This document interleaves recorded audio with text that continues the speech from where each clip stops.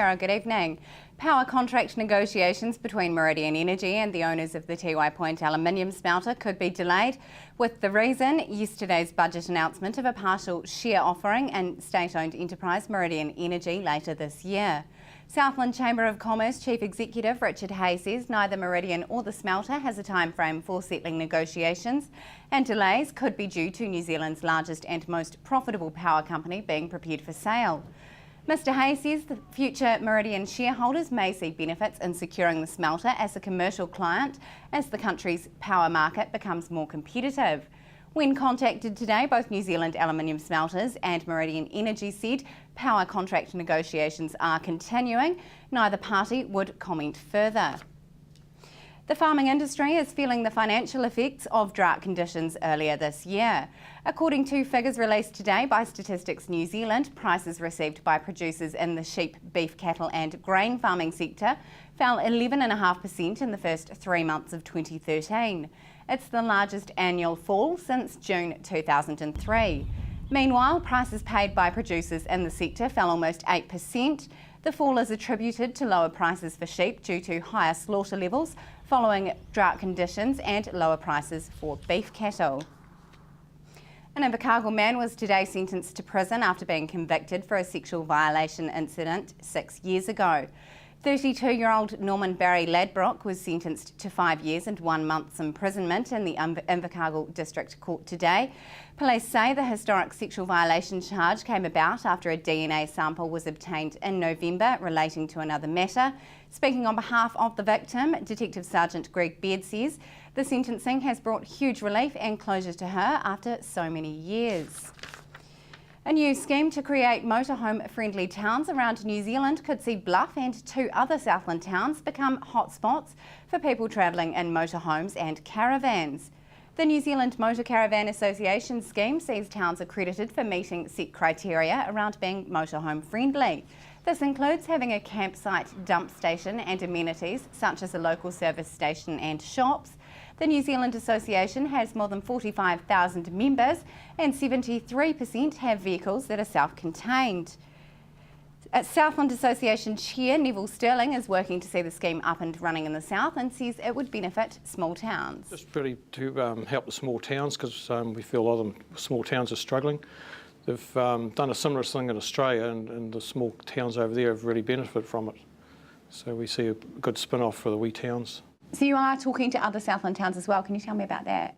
Yeah, we've also talked to Robertson and the Tautau. So they're looking into that thing as well, yes. What kind of benefits do you think there would be for these towns? Oh, it's mainly the money we spend in each town as people arrive there. They've got to buy groceries and fuel, which they always need anyway, and hopefully they spend a few other things in shops and stuff. Do you think Southland is an attractive location for people who are out there with their caravans? Yeah, we think it is because there's a lot to do in Southland, and it's not the traffic like there is up north for us to stay around, so that's good, yeah. When do you think we could see this up and running? Well, it really depends on Bluff and whether they can find a suitable piece of land and whether they're keen to push ahead with it. Now, you met with the Bluff Community Board this week. What kind of response did you get from them? Yeah, they thought it was a good idea, but they thought perhaps the drawback was trying to find some suitable land to do it. I guess for the public, one of the concerns that people seem to have these days is around freedom camping. Do you think this scheme will actually help in terms of allaying some of those fears? Yeah, we think it will because that way they've got one central place in each town that people will go, and I think when they're parked in a big group, the rubbish and things like that doesn't get left. So we think it would be better and have it all in one place. Do you think we're seeing a resurgence or a growth in the number of people who are using caravans and camper vans to holiday and to travel? Yeah, there is. We had a peak a few years ago and now it's up approximately 130 new members have been joining weekly again, so there's been a lot of new members, yes. $100,000 will be spent on insulating low-income homes around the country over the next 3 years. The announcement was made as part of Budget 2013 and will target low-income households, particularly families with children and high health needs. It's not yet known what share Southland would see, but Southland Warm Homes Trust Chair Neil Boniface says he hopes it could see another couple of hundred homes a year being insulated in the region. Around 5,000 homes have been insulated through the project since it began in 2008.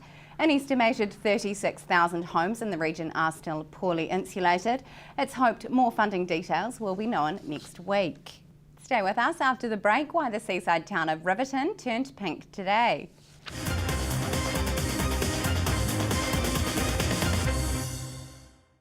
Welcome back. Robertson turned pink today to raise awareness about the problem of bullying. People in shops, businesses and local schools wore pink shirts to make the statement they're against all forms of bullying. Each year, about 2,500 people contact Youthline's 0800 helpline about bullying. Numbers campaigners are keen to reduce. Participants were given a free mug, pen, magnet and jelly beans to thank them for standing up against bullying. Today's really exciting for us, so we're having a dress up pink. It's a pink shirt day. We've got the community involved with all the businesses, and they've been invited to come to the community house from 9:30 to 10:30 for a morning tea. And we've been up the street and checked out all the businesses who dressed up in pink, and we've had amazing support. Later on we're going to go to the college and we're going to check out the best dress with my Riverton Youth Volunteer team. And the Riverton Childcare have come on board as well, so they're promoting it as well with their young ones. And the Riverton Primary School also having a mufti day, so it's a great community involvement. And why pink?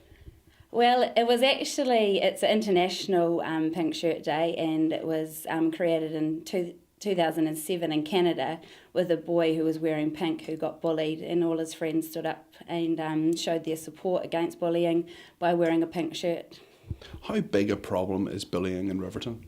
I don't see it as big as probably anywhere else that has bullying in their community, but I think now it's just a great an awareness for it, and to be sending out messages that bullying is just not okay. And what sorts of bullying go on? What are you sort of dealing with? Just with the youth, I think now with all the social media stuff like the texting and Facebook that hasn't been around, I think, and so we're promoting anti-bullying slogans like "Don't be mean behind the screen." To reinforce the anti-bullying message today and to continue with the pink theme, Tanya and her helpers gave out a range of delicious treats to students and little ones here at Aparima College in Riverton. The local police officer says promoting the message now stops more problems later. Long term, bullying has a huge effect on both the bully and the victim of it, and so the sooner we can put an end to it in individual circumstances, the better. And that's from visiting Irish journalist Peter Cardwell. Several near misses have resulted in roading changes at Invercargill's Herbert Street. Invercargill City Council Senior Traffic Management Officer Eddie Cook says a raised median strip and marker posts were installed at Herbert Street recently, as it was only a matter of time before there was an accident. He says while there had not been a crash at the site, there had been a lot of near misses resulting from people driving over the median flush into oncoming traffic.